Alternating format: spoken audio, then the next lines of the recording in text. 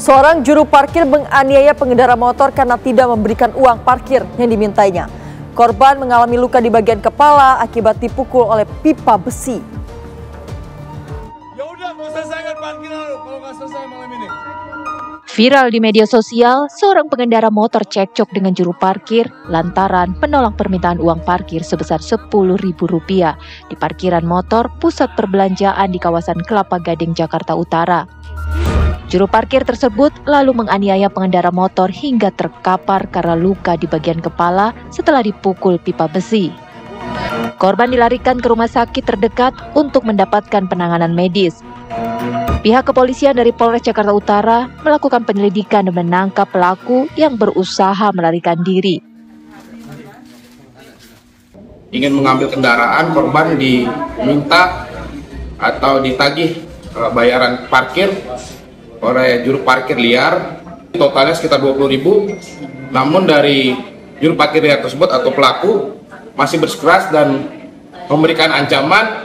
Akhirnya terjadi cekcok mulut dan pelaku mengambil besi di daerah, tepatnya di warung sekitar parkiran, dan melakukan pemukulan kepada korban. Tersangka dijerat pasal 368 dan 351 KUHP tentang pemerasan dengan kekerasan penganiayaan dengan hukuman maksimal penjara 9 tahun. Dari Jakarta, Dava Akbari, TV One mengabarkan.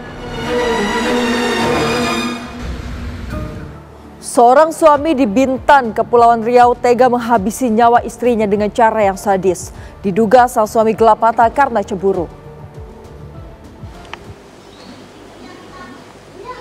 Rabu dini hari 24 September 2025, pria berinisial MP gelap mata.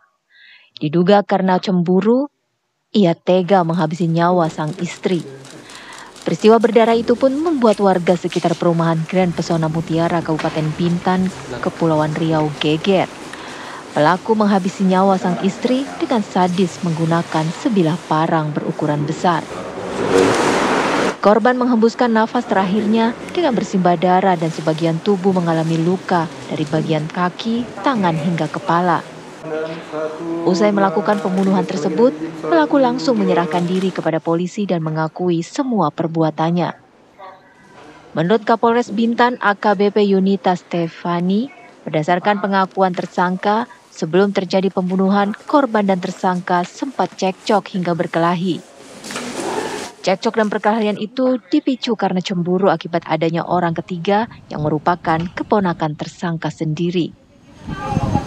Motifnya adalah sakit hati yang dipicu oleh permasalahan keluarga, di mana korban menganggap bahwa kehadiran dari keponakan tersangka yang tinggal dalam satu rumah menjadi pemicu dalam rusak hubungan rumah tangga.